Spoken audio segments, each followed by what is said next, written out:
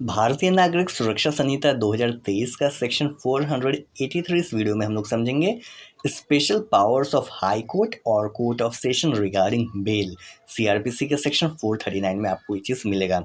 ये section special power देता है, स्पेशल प्रोविज़न बताता है हाई कोर्ट या कोर्ट ऑफ सेशन का कि वो बेल जो देंगे उसका स्पेशल प्रोविज़न क्या है, वो सेक्शन 483 बताता है।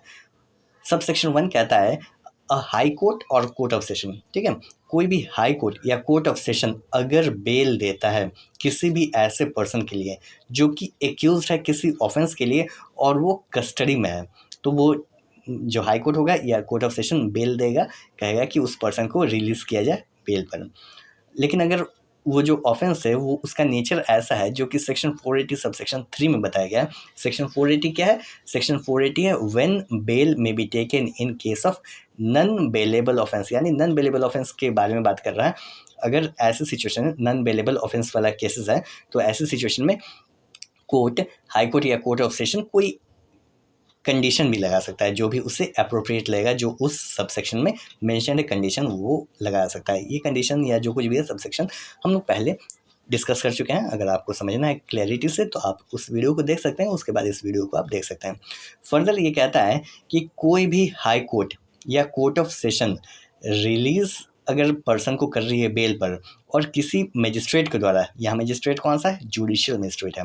तो किसी जुडिशियल मजिस्ट्रेट के द्वारा कोई भी किसी भी प्रकार का कंडीशन इम्पोज किया गया है तो उस कंडीशन को हाई कोर्ट या कोर्ट ऑफ सेशन चेंज कर सकती है, मॉडिफाई कर सकती है, या सिंपली उस कंडीशन को सेट असाइड कर सकती है, सिंपली पूरा कंप्लीट उस कंडीशन को हटा भी सकती है। ये पावर है high court and court of session का। फर्स्ट प्रोवाइजो कहता है कि हाई कोर्ट या कोर्ट ऑफ सेशन अगर बेल ग्रांट करती है किसी भी पर्सन को ऐसे ऑफेंस के लिए जिसका ट्रायल, उस ऑफेंस का trial exclusively court of session के द्वारा हो, यानी कोर्ट ऑफ सेशन से नीचे वाले कोर्ट उसे ट्राई नहीं कर सकते हैं, केवल court of session he try कर सकता है। या अगर उसका ट्रायल कोर्ट ऑफ सेशन वाला नहीं है लेकिन उस ऑफेंस की सज़ा इम्प्रिजनमेंट फॉर लाइफ है, तो ऐसे सिचुएशन में उस बेल एप्लीकेशन को ग्रांट करने से पहले नोटिस भेजा जाएगा पब्लिक प्रोसिक्यूटर को और उसकी बात सुनी जाएगी पब्लिक प्रोसिक्यूटर को कि बेल एप्लीकेशन को क्यों ग्रांट नहीं करना चाहिए।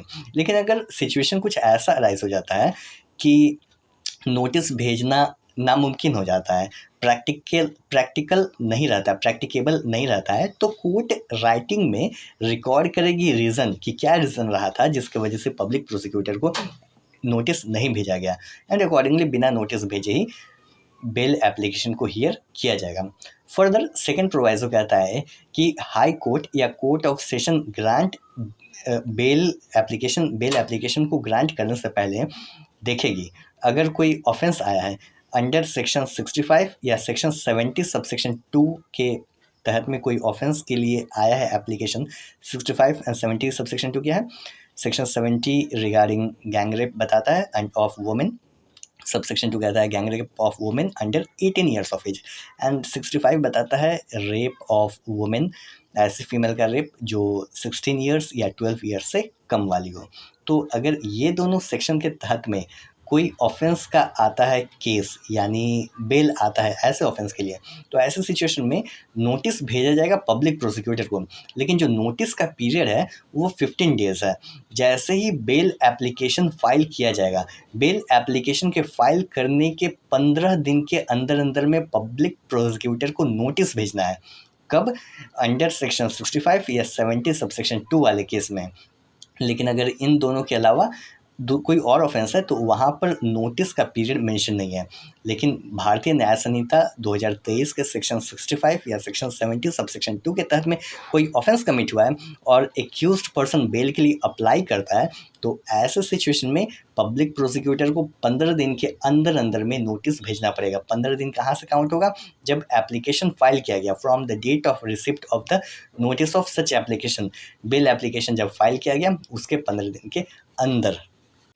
फर्दर सबसेक्शन 2 कहता है कि the presence of the informant, अगर कोई पर्सन ऐसा ऑफेंस किया है जो बीएनएस के सेक्शन 65 एंड सेक्शन 70 सबसेक्शन 2 का था, जो कि रेप के से संबंधित में है, तो ऐसे ऑफेंस के लिए कोई पर्सन एक्यूज्ड है एंड वो बेल के लिए अप्लाई करता है, तो ऐसे सिचुएशन में जो इन्फॉर्मेंट होगा उसका प्रेजेंस होना बहुत ज़रूरी होगा। बेल एप्लीकेशन को हियर करने के लिए बेल दिया जा रहा है, बेल नहीं देना है, क्या करना है, कोर्ट अगर इस चीज़ पर डिसाइड कर रही है तो ऐसे सिचुएशन में इन्फॉर्मेंट का प्रेजेंट होना बहुत ज़रूरी है। इन्फॉर्मेंट अगर प्रेजेंट नहीं है तो इन्फॉर्मेंट के द्वारा कोई भी अदर ऑथोराइज्ड पर्सन है तो उसका होना वहाँ ज़रूरी है। किस सिचुएशन में? अगर भारतीय न्याय संहिता के सेक्शन 65 एंड सेक्शन 70 सबसेक्शन 2 के तहत में अगर कोई ऑफेंस आता है तो।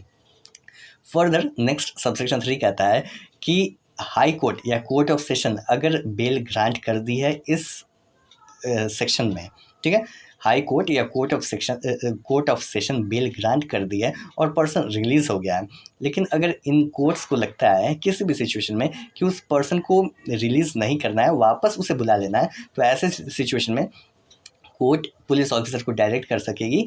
पुलिस ऑफिसर को डायरेक्ट करने की पावर है कि उस पर्सन को अरेस्ट किया जाए और उसे कस्टडी में वापस लिया जाए। बेल कई प्रकार के होते हैं, such as regular bail, anticipatory bail, interim bail. आइए समझते हैं इंटरिम बेल। किन सिचुएशन में इंटरिम बेल मिलेगा? किसी भी पर्सन को अरेस्ट किया जाता है, उसे जेल हो जाती है, रिलीज होने के लिए उस पर्सन को बेल के लिए अप्लाई करना पड़ता है। बेल के लिए अप्लाई किया जाएगा, कोर्ट उसको देखेगी, मेरिट देखेगी कोर्ट, तो उसमें थोड़ा सा वक्त लग सकता है। बेल ग्रांट करने में वक्त लगेगा, देखा जाएगा कि कोर्ट के द्वारा कोर्ट को अप्रोप्रिएट लगेगा तो कोर्ट ग्रांट करेगी या बेल को कैंसिल कर देगी। तो कोर्ट को अगर लगता है कि ग्रांट करेगी तो ठीक है, लेकिन इसमें कुछ वक्त लग जाता है। तो इन बिटवीन अगर कुछ सिचुएशन ऐसा अराइज हो जाता है कि बेल बहुत अर्जेंट हो जाता है तो उसे बेल मिल जाता है, उसे इंटरिम बेल कहा जाता है। तो कौन सा सिचुएशन है जहाँ पर इंटरिम बेल कोर्ट के द्वारा ग्रांट किया जा सकता है?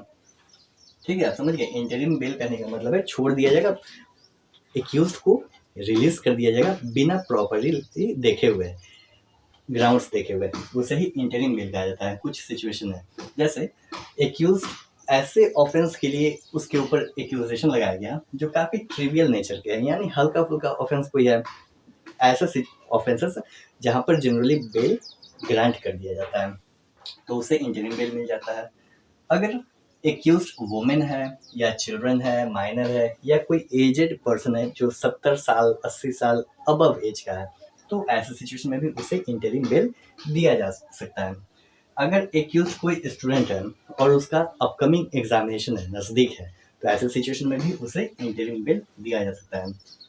अगर जो एक्यूज है उसके ऊपर ऐसा एक्यूजेशन लगाया गया है, लगता है कि वो जो एक्यूजेशन है वो फ्रिवलस नेचर का है या मालाफाइड है, यानी एक्यूजेशन सही नहीं है, प्राइमा फेसाई देखने पे ये प्रतीत होता है, तो ऐसी सिचुएशन में भी उस पर्सन को इंटरिम बेल दिया जा सकता है। देखिए, लेकिन अगर किसी पर्सन को इंटरिम बेल दे दिया जाता है तो ये कोई इंटरिम बेल कोई ग्राउंड नहीं है कि उससे अदर बेल मिल सकता है। अदर बेल कौन सा? रेगुलर बेल या एंटिसिपेटरी बेल ज़रूरी उससे मिल ही जाएगा, क्योंकि इंटरिम बेल मिला है, ये कोई ग्राउंड नहीं है। बेल ग्रांट करने के लिए कोर्ट को देखना पड़ेगा उसका मेरिट, केवल एंड केवल मेरिट पर ही बेल ग्रांट होता है।